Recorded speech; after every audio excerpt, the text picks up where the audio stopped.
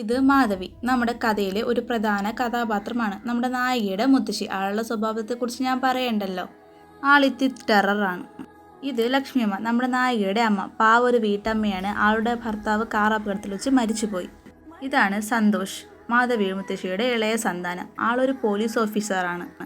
ഇത് പാർവതി സന്തോഷ്, സന്തോഷിൻ്റെ ഭാര്യ. ആളൊരു പോലീസ് ഓഫീസറാണ്, DGP ആണ് കേട്ടോ.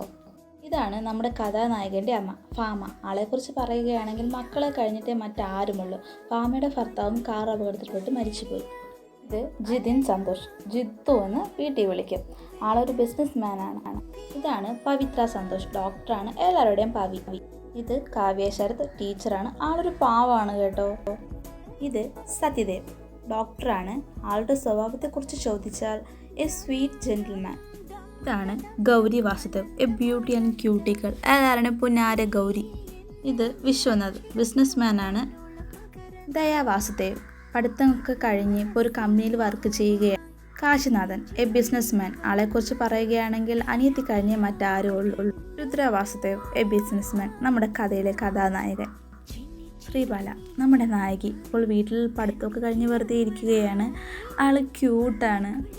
എല്ലാവരുടെയും ബാല അല്ലെങ്കിൽ ശ്രീ അല്ലെങ്കിൽ കുഞ്ഞൂസ്.